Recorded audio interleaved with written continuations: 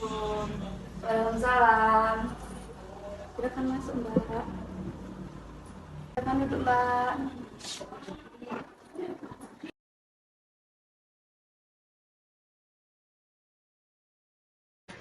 Sebelumnya dengan Mbak siapa?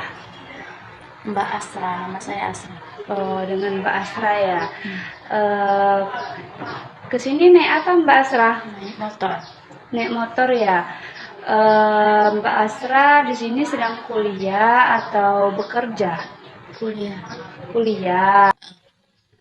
Biasanya itu anak kuliah ini ya eh, rata-rata ngekos. Mbak Asra di sini ngekos atau punya rumah sendiri atau sama orang tua? Kos Ngekos. Ngekos di mana? Kalau di boleh tahu. Pagar Dewa. Kayaknya Mbak ini kuliah di Unpas ya? Iya. Kayaknya karena Mbaknya ngekos di itu di Pagadewa. Eh, Mbak ini aslinya orang mana? Orang Bengkulu Selatan. Orang Bengkulu Selatan. Jauh juga ya. Ya, lumayan. Umurnya berapa Mbak? Saya umurnya 20 tahun. 20 tahun, sudah dewasa ya sekarang. Semester berapa Mbak sekarang? Ini semester 4. Semester 4. Kira-kira jurusan apa ya Mbak? Prodi IPS. Prodi IPS. Jadi Mbak ini sedang berkuliah jurusan IPS umur 20 tahun. Mbaknya ngekos di Pagadewa ya?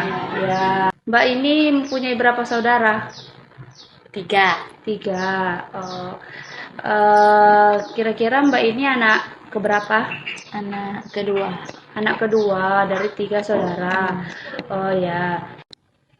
Sebelumnya saya perkenalkan dulu ya Mbak ya. Perkenalkan saya Septia Francisca. Mbak bisa memanggil saya dengan sebutan yang Mbak nyaman saja, senyamannya. Di sini saya sebagai konselor dan Mbak sebagai kliennya. Saya di sini bakal membantu permasalahan yang Mbak hadapi. Sekarang Mbak boleh bercerita tentang permasalahan yang Mbak alami. Mbak jangan sungkan. Di sini saya akan membantu Mbak untuk menyelesaikan permasalahan Mbak. Mbak ceritakan secara rinci dan agar saya dapat menyelesaikan masalah Mbak secara tuntas. Jadi tujuan saya di sini Mbak ingin menceritakan masalah saya dan ingin meminta solusi kepada Mbak. Masalah saya ini terkait saya ini tidak percaya diri. Kan saya ini sudah semester 4 Mbak. Ya. Saya ini tidak percaya diri, apalagi pada saat sedang presentasi atau sedang membacakan materi di depan kawan-kawan di kelas itu Mbak, saya masih kurang percaya diri karena mungkin saya ini mungkin pemalu di depan orang, takut ada yang salah omongan atau takut diketawain sama teman-teman. Jadi pikiran saya itu udah pikir yang buruknya, udah negatif duluan. Jadi itu membuat saya tidak percaya diri. Kadang juga saya misalnya kawan ada yang presentasi atau lagi menyampaikan materi perkuliahan, itu kan ada sesi tanya jawab atau sesi pertanyaan. Kadang saya sudah menyiapkan pertanyaan saya, tapi saya itu tidak percaya diri untuk menyampaikan pertanyaan itu kepada pemateri. Takutnya nanti pertanyaan saya atau tidak masuk ke materi penyampaian mereka, atau takutnya pertanyaan saya itu tidak nyambung kayak gitu. Nah, tidak pas di materi mereka. Mungkin permasalahan saya tidak begitu berat, Mbak. Oh begitu, saya sangat memahami ya apa yang Mbak Astra rasakan pada saat ini. Di sini saya boleh bertanya kepada Mbak Astra terkait dengan permasalahan Mbak Astra? Boleh. Jadi Mbak Asra sekarang tidak percaya diri ya? Iya. Mbak ini merasakan tidak percaya diri ini sejak kapan? Boleh Mbak ceritakan? Hmm, belum lama ini sih waktu sudah masuki perkuliahan. Waktu sudah masuk perkuliahan. Sebelumnya Mbak Asra ini apakah pernah merasakan seperti ini di SMP, SMA, atau di luar kuliah lah? Tidak. Tidak pernah ya. Eh, Kalau di SMA itu apakah tidak pernah tidak ini ya tidak melakukan presentasi-presentasi seperti di perkuliahan? Kan kalau di SMA tuh mungkin pengetahuannya masih minim kan, jadi itu pertanyaannya cuma sebutkan, jelaskan. Mungkin beda kayak di perkuliahan kan udah kadang udah merambat kemana-mana, jadi mungkin tak malu aja mungkin kalau ingin menyampaikan pertanyaan yang mungkin cuman pertanyaan sekedarnya aja, atau yang penting nanya tanpa memiliki pertanyaan yang berbobot gitu. Oh begitu. Jadi Mbak Asra ini merasakan ketidakpercayaan diri itu pas waktu kuliah ya. Apakah Mbak Asra sebelumnya jika ingin presentasi Mbak Asra melakukan belajar dulu menyiapkan diskusi-diskusi keesokan harinya? Belajar ya seperti memahami materi ini seperti itu. Kadang juga mungkin membuat PowerPoint-nya kan, kadang emang membuat PowerPoint tapi harus disampaikannya tuh tanpa melihat PowerPoint-nya. Oh begitu. Jadi Mbak Asra ini sangat tidak percaya diri ya apa yang Mbak eh, sampaikan ke depan. Jadi apakah pernah Mbak Asra ini melakukan ejekan atau seperti dampak negatif dari teman-teman di perkuliahan Mbak Asra ketika Mbak Asra itu eh, berbicara di depan? Kalau saya tuh tidak pernah mengalaminya, Mbak, tapi saya pernah melihat secara langsung karena kawan kelas saya ini ada yang mungkin lebih kurang cepat memahami, atau kayak seperti lama lah memahami pelajaran atau memahami materi. Nah, jadi setiap dia berbicara atau setiap dia presentasi, pasti di antara kawan kelas itu ada aja yang mentertawakan dia karena ya karena bahan ejekan, bahan olokan orang, karena melihat, mohon maaf, fisiknya juga sama sama cara dia berbicara, kadang bikin orang bingung. Itu yang membuat olokan atau ejekan. Jadi saya juga lebih takut itu terjadi kepada saya, makanya saya lebih berhati-hati untuk mengutarakan pertanyaan atau berbicara di depan mereka. Takutnya mereka juga menjadikan saya bahan olokan seperti kawan saya itu. Oh, begitu. Jadi Mbak Asra ini belum pernah merasakan ejekan seperti itu ya. Apakah Mbak pernah sama seperti teman Mbak itu untuk mengejek teman Mbak tadi? Saya tidak pernah. Oh, tidak pernah ya. Sebelumnya apakah Mbak pernah mendapatkan support dari keluarga Mbak tentang apa saja seperti kayak semangat dari orang tua, dari keluarga? Kalau kata support atau ngucapin semangat tuh nggak ada mungkin, tapi kan udah dilihat dari support mereka bayar, mengirim uang atau membayarkan UKT apa itu kan udah bentuk support juga. Oh, begitu. Di dalam kelas itu apakah Mbak pernah mendapatkan reward kayak gitu di dalam kelas seperti kayak hadiah atau ucapan bagus dari dosen atau juga guru-guru di SMP atau di SMA bisa Mbak cerita? Kalau ucapan atau reward luar di luar perkuliahan, sebelum kuliah itu pernah, Mbak. Waktu saya masih sekolah itu mungkin saya lumayan sering mendapatkan juara kelas. Mungkin di situ banyak yang mengucapkan selamat atau seperti bangga. Tapi kalau di perkuliahan ini sepertinya saya agak kurang, sudah banyak menurun Begitu. kualitas pelajaran saya. Jadi di dalam perkuliahan itu Mbak belum nggak pernah mendapatkan reward ya dari dosennya. Baik Mbak, saya sangat memahami apa yang Mbak rasakan ya saat ini, dan juga Mbak sudah menceritakan yang lebih rinci tentang terhadap permasalahan Mbak saat ini.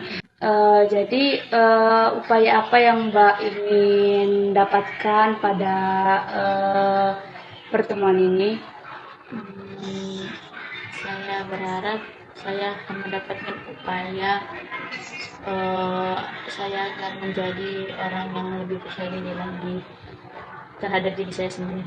Dan saya juga minta saran dari Mbak, apa ada solusi, apa ada saran-saran untuk saya. Baik, di sini saya akan memberi saran pada Mbak ya, bahwa di dalam perkuliahan itu Mbak itu harus banyak-banyak belajar ya Mbak ya, dikarenakan Mbak banyak-banyak presentasi ya di situ ya, diskusi. Nah jadi Mbak sebelum melakukan diskusi itu Mbak harus seperti belajar dulu, belajar ngomong dulu kayak gitu. Nah agar Mbak di depan itu tidak gugup dan percaya diri. Nah nggak apa-apa sih kalau Mbak mau berbicara di depan kaca, agar Mbak bisa tahu ekspresi Mbak di bagaimana ekspresi Mbak ketika Mbak maju ke depan. Jadi Mbak bisa evaluasi diri, dan juga Mbak itu harus banyak-banyak berbicara di depan umum kalau menurut saya, agar Mbak itu terbiasa, jangan malah dihindarin ya Mbak ya. Jadi nggak apa-apa bertanya aja, dan juga nggak apa-apa berbicara aja. Nggak mungkin kan di depan itu ketika Mbak mengajukan pendapat atau mengajukan pemahaman, dan juga ketika Mbak melakukan presentasi, nggak mungkin lah teman-teman Mbak itu banyak beropini yang buruk tentang Mbak ya kan. Apalagi Mbak ini kan duduk di bangku perkuliahan ya kan. Mbak ini harus membuang pikiran-pikiran negatif Mbak. Mbak ini harus berpikir positif lah terhadap orang-orang di sekeliling Mbak. Nah itu hanya pikiran negatif saja lah itu sebenarnya. Jadi Mbak itu harus banyak-banyak berpikir positif. Dan lalu Mbak ini harus mempersiapkan terlebih dahulu untuk apa yang Mbak diskusikan keesokan harinya, dan juga banyak-banyak belajar ya Mbak ya. Dan juga sih setiap manusia itu kan mempunyai kekurangan dan kelebihan. Mungkin saja ketika Mbak itu tidak bisa berbicara di depan itu, tidak apa-apa.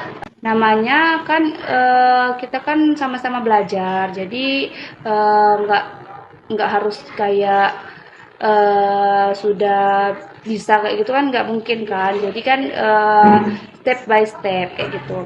Nah jadi begitu Mbak kalau menurut saya Mbak. Dan juga Mbak ini harus tetap semangat, jangan putus semangat. Jangan karena hanya karena ini Mbak mempunyai putus semangat, jangan seperti itu. Jadi karena setiap manusia itu kan mempunyai kekurangan dan kelebihan. Mbak ini kan Mbak sekarang ini apa yang Mbak sukai sekarang? Saya sekarang itu lagi suka sekali bernyanyi. Oh ya, Mbak bisa bernyanyi ya. Jadi Mbak ini kelebihannya bernyanyi. Jadi Mbak tingkatkan kemampuan Mbak untuk di dalam bidang musik. Gak mungkin kan? Banyak loh orang yang nggak bisa bernyanyi, yang nggak tidak percaya bernyanyi. Nah sampai saat ini saya sudah bisa mendeteksi kalau Mbak ini percaya diri kok orangnya, bukan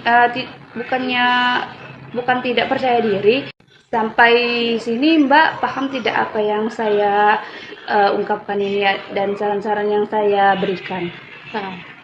Paham.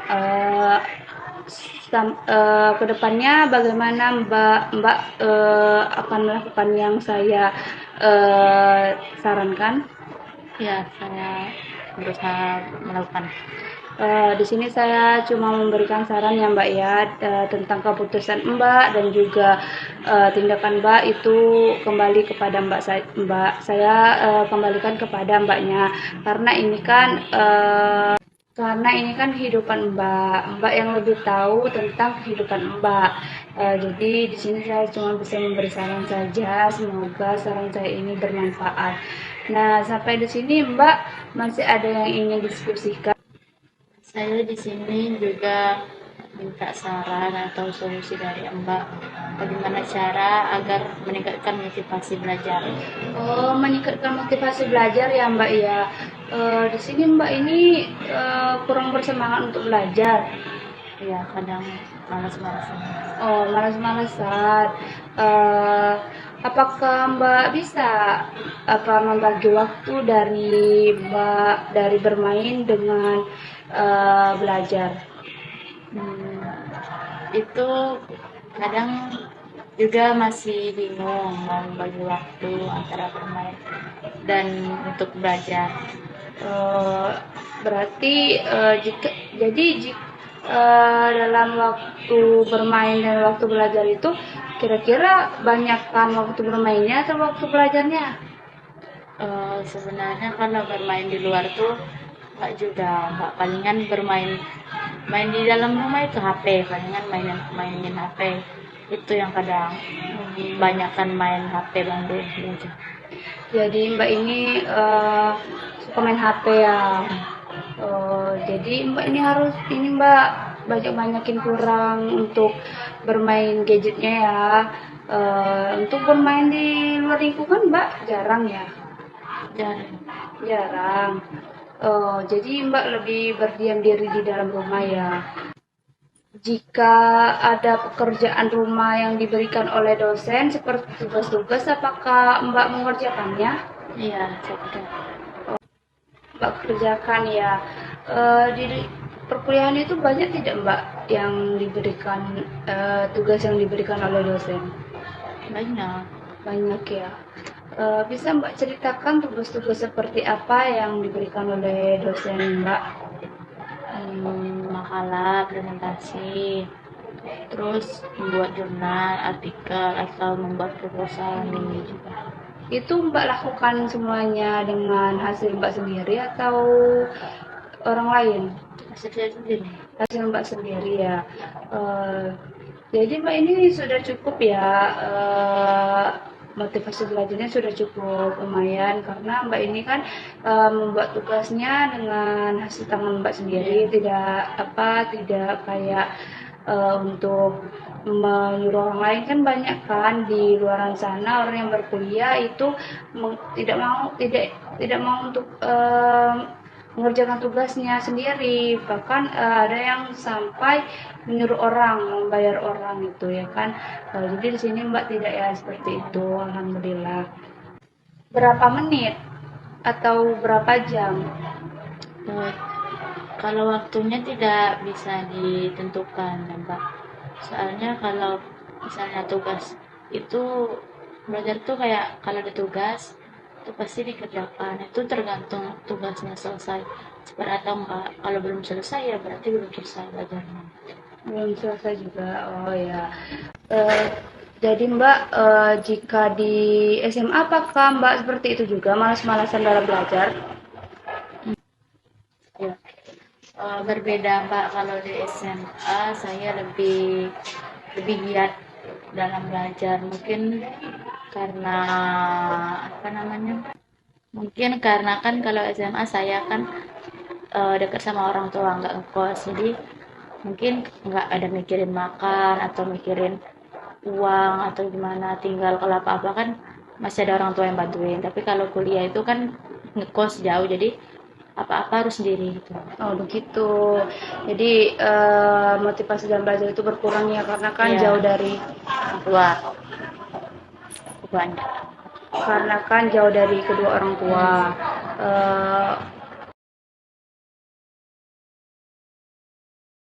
Berarti Mbak kan di sini tadi mau minta saran bagaimana cara meningkatkan motivasi dalam belajar.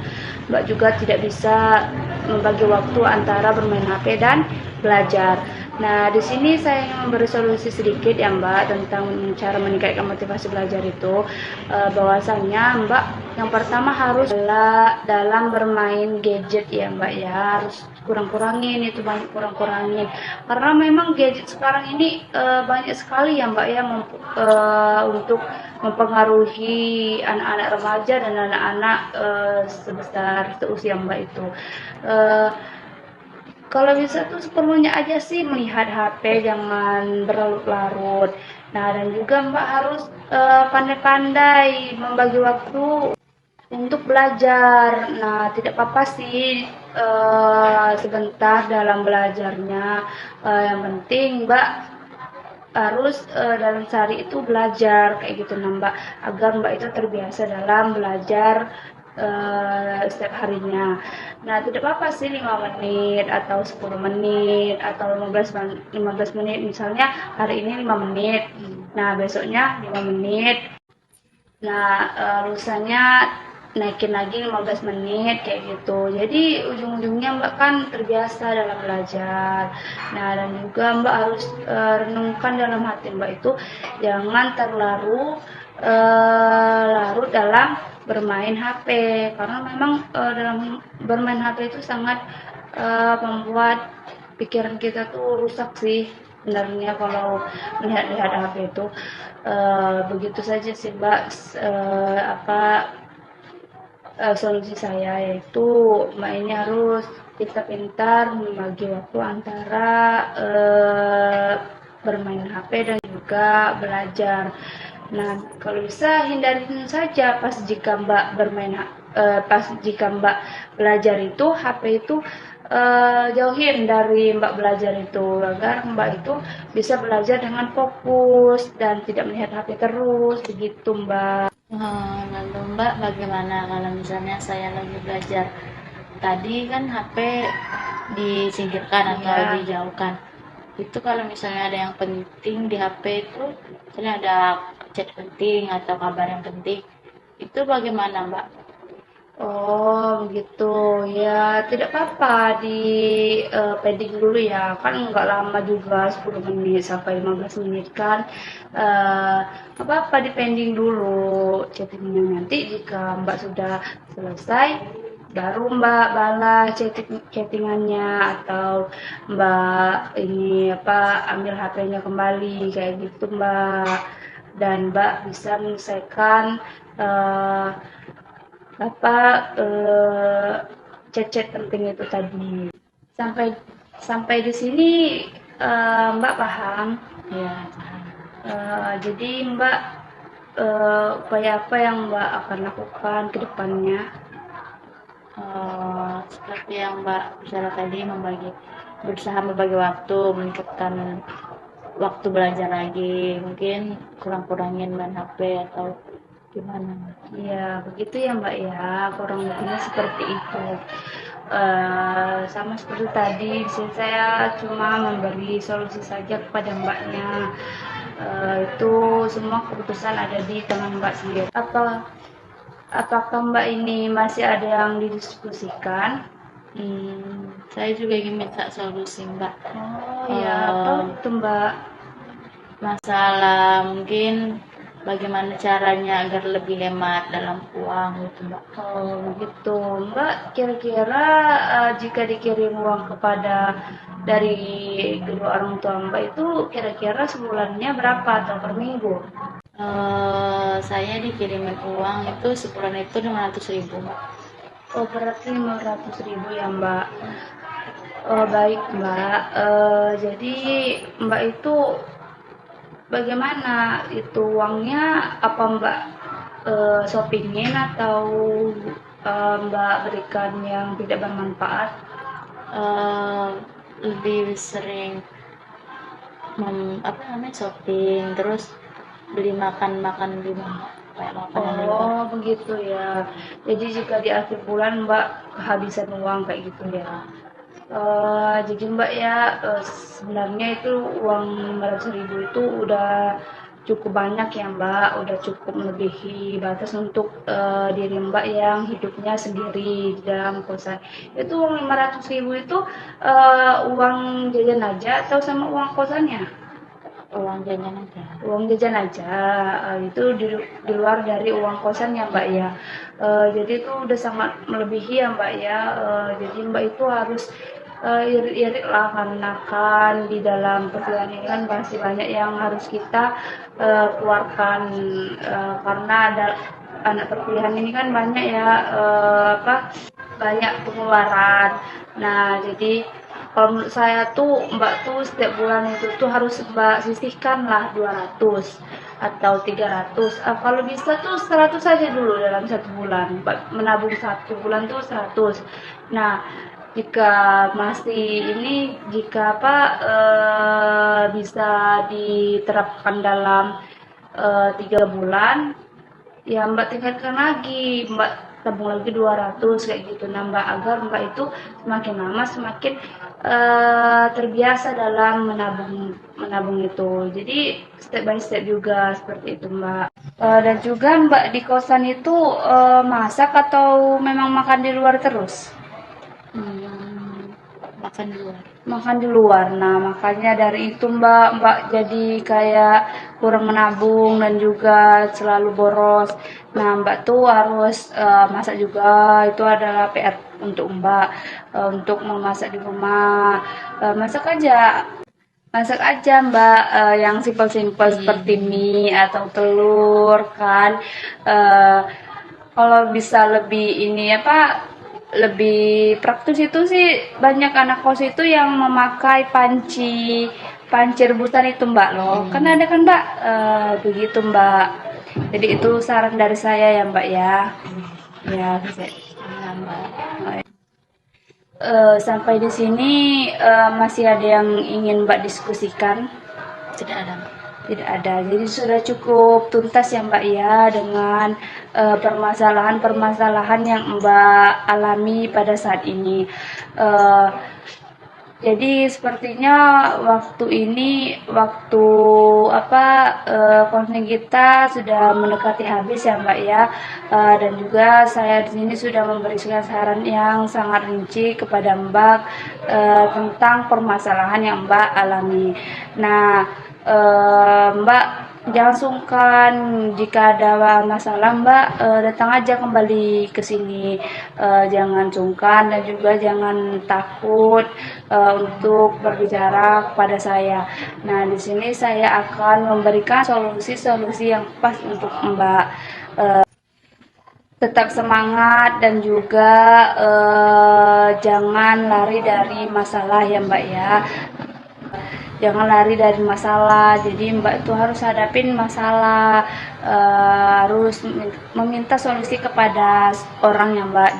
Jadi Mbak ini jangan tidak ingin bercerita kepada orang. Jadi harus bercerita kepada orang yang Mbak percayai, agar Mbak itu ketika Mbak mempunyai masalah, Mbak mendapatkan solusinya. Dan itu tadi yang yang saya bilang tadi, jika Mbak mempunyai masalah, Mbak jangan sungkan, datang aja ke sini bercerita sama saya agar saya dapat membantu permasalahan Mbak. Begitu Mbak. Untuk itu kita selesaikan ya Mbak ya konseling kita pada hari ini. Ya, Mbak ini pulangnya tadi naik motor ya? Iya, naik motor ya. Hati-hati ya Mbak ya di jalan, dan juga pokoknya Mbak harus tetap semangat, itu saja sih. Nanti kita akan lanjutkan di keesokan harinya. Terima kasih ya Mbak ya. Ya, terima kasih juga, Mbak.